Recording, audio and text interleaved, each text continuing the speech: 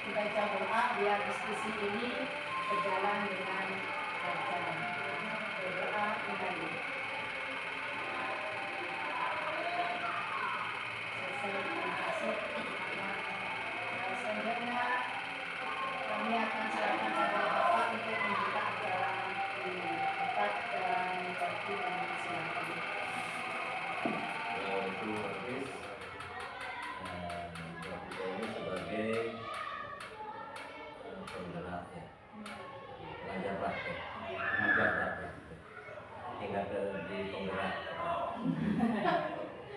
pengajar praktek sebagaimana dulu tugasnya dengan Ibu Lendi ya, Ibu Lendi sekarang sudah masuk ke posisi ya, mudah-mudahan Ibu Afifah ini yang selaku pengajar praktek bisa sinkron dengan apa yang diberikan bimbingannya terhadap guru kami, yaitu di calon guru penggerak.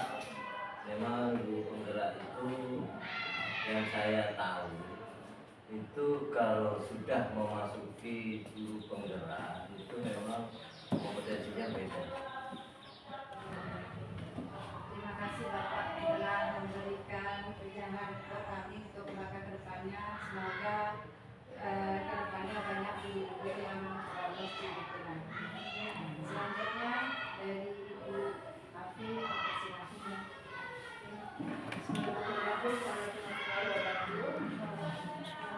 Sebelumnya terima kasih Bapak Mas Afiri. Saya dikasih kesempatan untuk mendampingi dan mohon izin sampai 6 bulan di Pak Afiri. 6 kali pertemuan. Oke, Bapak Ibu juga terima kasih atas kehadirannya menyempatkan waktu di aktivitas yang super padat ini.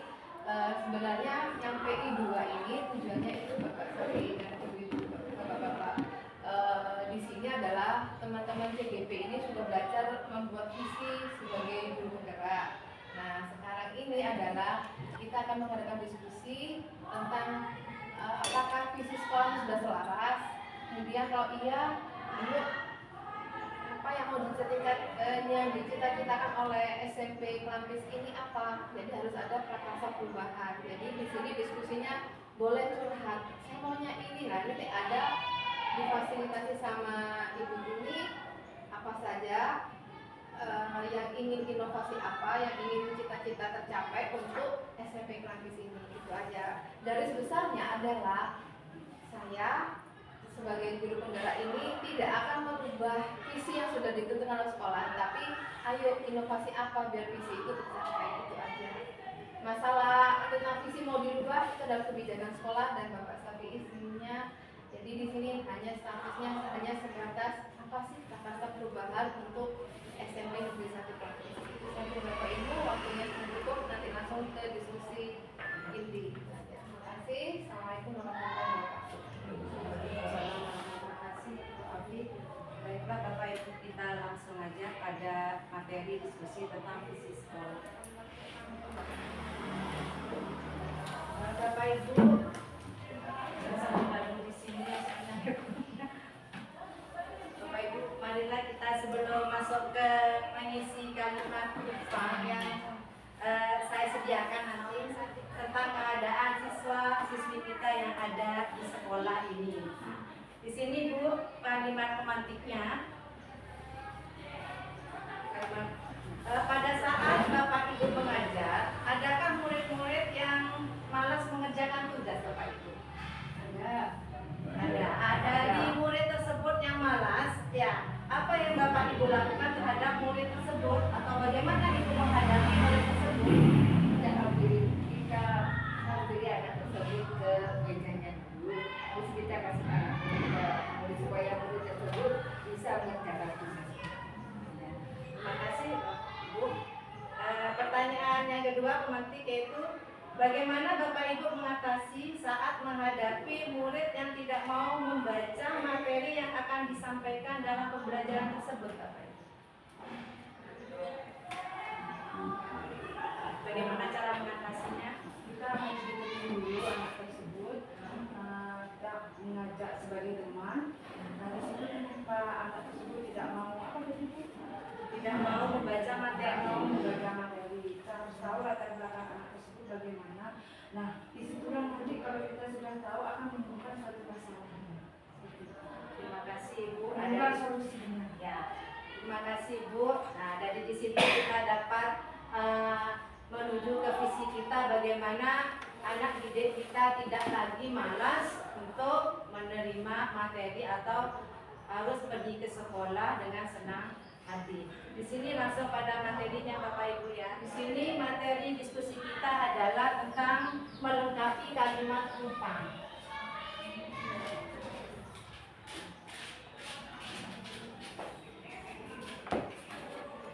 Sudah saya siapkan Bapak Ibu, tinggal Bapak Ibu lengkapi kalimat rumpang tersebut.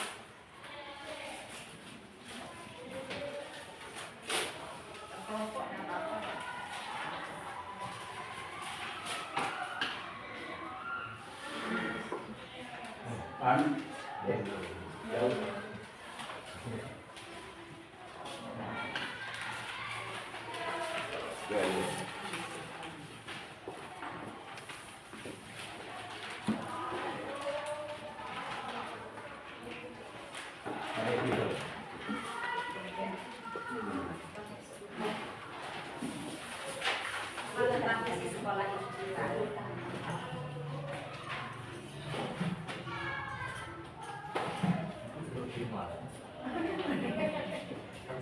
Serius?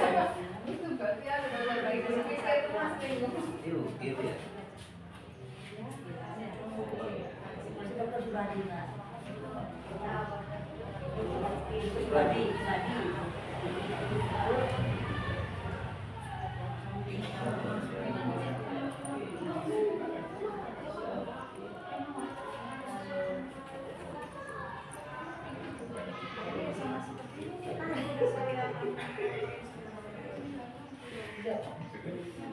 Udah sudah. Nyeting. Tadi ada itu pada.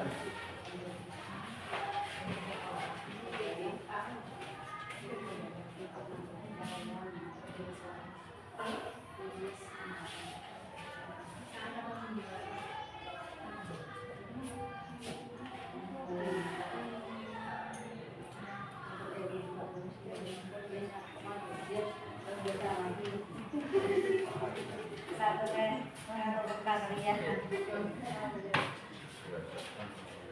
Bapak Ibu, saya tambah sedikit ya. Ya, berapa? Untuk kesuksesan pembelajaran Bapak Ibu, tolong ini dijadikan markum simpen dalam hati dan pikiran kita bahwa kalau kita mengajar itu, kalau ingin berhasil itu satu kuncinya keikhlasan. Sampai ada ikhlas tidak pintar-pintar. Sudah, yang tahu ikhlas sedikit kita aja sampai ya bisa dengan si satu contoh yang tahu sampai kalau dari rumah datang ke sekolah itu kan sampai sendiri patur sengaja sudah ada ikhlas itu sampai dipikir kalau keadaan di rumah pas dan air apa anak dikasih juga supaya anak-anak bukan ya. Tuh saya sudah praktekkan dulu di Papua waktu jadi guru anak dari tidak tahu apa-apa bisa belajar. Baik Bapak Ibu, ya, perlu diketahui terlebih dahulu visi dari sekolah kita yaitu mewujudkan peserta didik belajar sepanjang hayat dengan mengedepankan akhlak mulia melalui karakter profil pelajar Pancasila untuk meraih superior ilmu pengetahuan. Nah, kita gabungkan dari pendapatnya Bapak Ibu ini apakah di sini selaras atau tidak dengan visi di sekolah kita.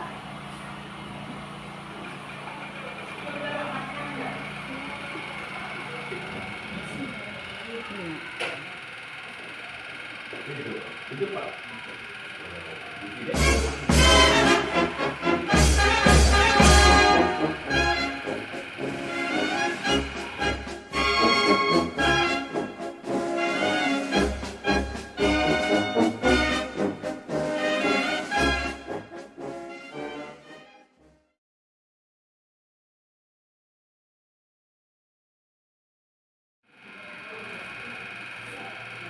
Jadi Bapak Ibu yang di sekolah kita. Nah, saya akan menunjukkan dari pendapat Bapak Ibu yang sudah ditulis di papan.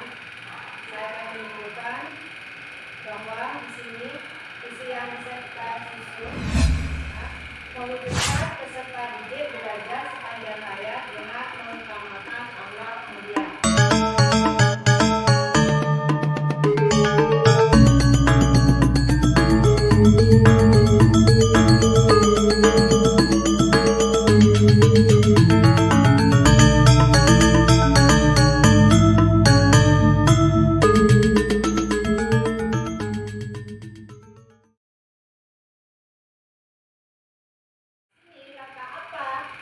Yang bisa kita lakukan untuk mewujudkan peserta didik belajar sepanjang hayat menurut Ibu.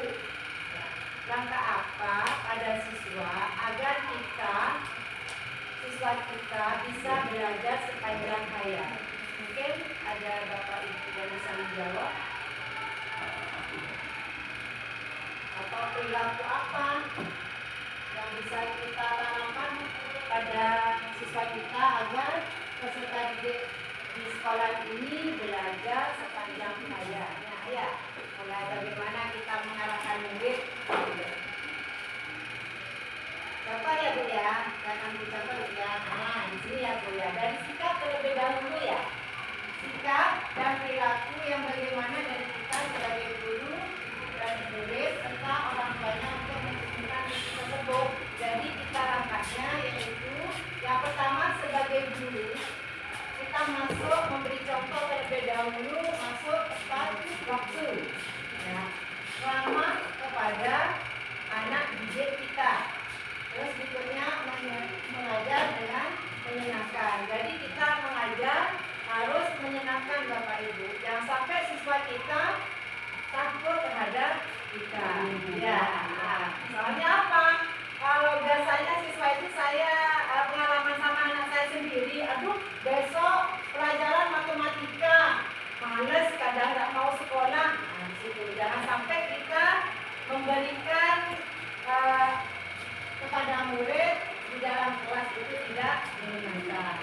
Terus pada orang tua murid, orang tua yang mendampingi anak belajarnya harus itu orang tua sebagai kita selain guru kita juga berperan sebagai orang tua harus mendampingi anak.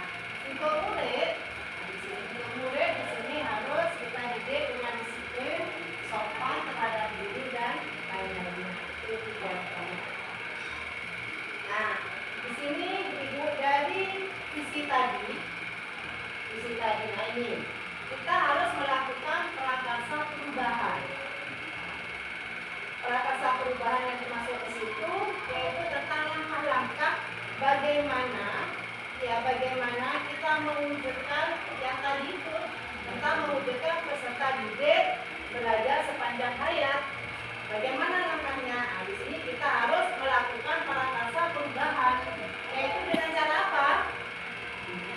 Dengan cara meningkatkan motivasi, kreativitas dari orang guru. Ya, di situ yang dinamakan prakarsa perubahan. Prakarsa itu langkah-langkahnya untuk mencapai bagaimana kita mewujudkan visi yang tadi. Nah, mewujudkan peserta didik belajar sepanjang hayat. Ini dia prakarsa perubahan. Jadi langkah-langkahnya kita harus meningkatkan motivasi dan kreativitas.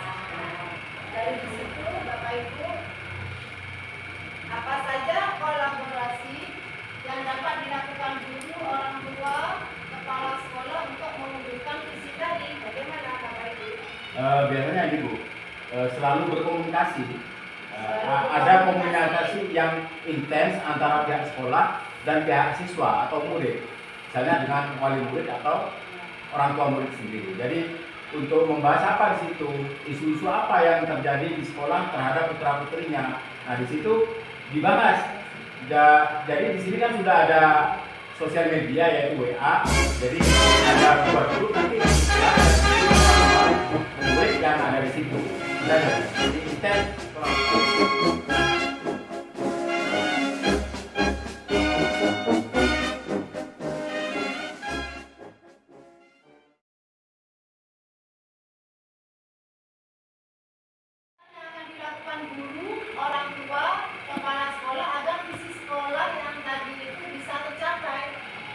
Mungkin ada Bu, gini ya. Jadi apa bentuk kegiatan yang dapat dilakukan guru, orang tua, kepala sekolah agar visi sekolah dapat tercapai. Jadi ini harus memang ada kerjasama yang erat untuk mewujudkan visi yang sudah dirumuskan tadi itu. Di antaranya contoh kalau seorang kepala sekolah biasanya itu selalu memberikan dukungan dan motivasi terhadap praktik-praktik baik yang dilakukan oleh guru tersebut. Gitu. Terima kasih Bapak. Jadi di situ harus kita yang menggunakan praktek-praktek baik terhadap siswa kita. Mungkin ada jawaban lain Bapak Ibu? Silakan. Kita akan suka belajar yang menyenangkan. Ya, seperti tadi yang kita singgung Bu ya, jangan sampai anak ke sekolah itu merasa ketakutan. Ketakutan. Juga, gurunya jangan. Gurunya juga apa namanya harus senyum Bu ya. Jangan tapi jangan terlalu banyak senyum Bu. Ya. Terus ada Ibu ya. Yang ini Bu, yang satu adalah menciptakan suasana yang belajar menyenangkan seperti kata Bapak belakang tadi menerangkan bahwa ketika kita sebagai guru punya masalah di luar lingkungan sekolah, jangan terbawa ke sekolah. Artinya apa? Bagaimana kita itu sebagai guru menciptakan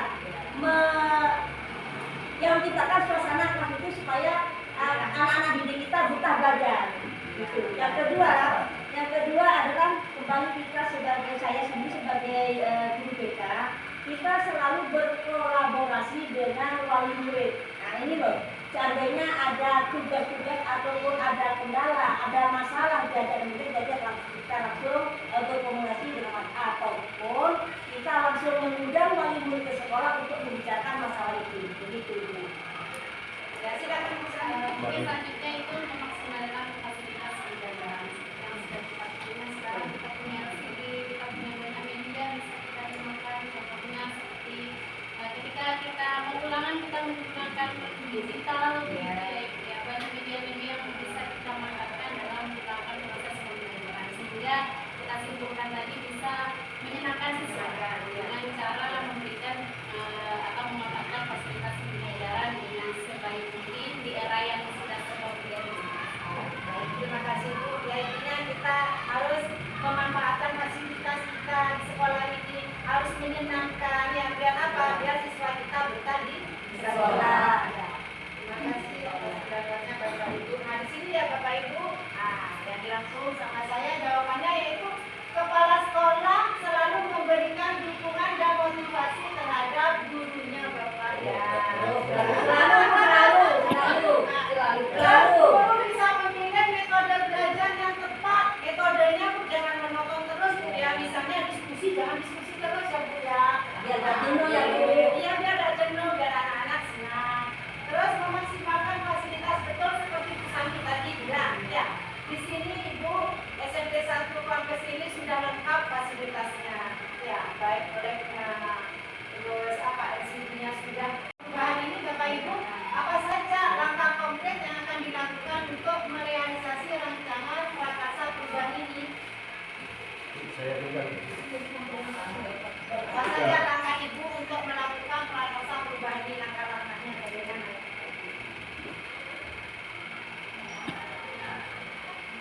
Mungkin memberikan ruang kepada peserta didik untuk berekspresi seperti mengikuti perlombaan, misalnya kebetulan saya guru prakarya ya Bu ya.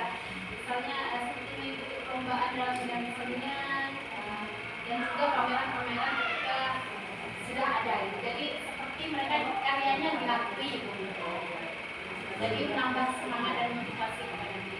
Tambahan misalnya berkaitan dengan pameran tadi, rupanya siswa kita ini sudah beberapa kali mengadakan pameran dalam bentuk selebrasi proyek profil pelajar Pancasila, proyek kelima. Jadi hampir 1 tahun 3 kali sudah mengadakan pameran ini. Tambahan dari jawaban Ibu Dawang adalah satu melakukan tes agama diagnostik. Itu seperti yang kami lakukan di awal-awal pembelajaran. Ini ada tugas guru BK Ibu, kita untuk melakukan tes diagnostik ini kita untuk menentukan tes gaya belajar anak. Apakah anak itu tes gaya belajar visual, kinestetik ataupun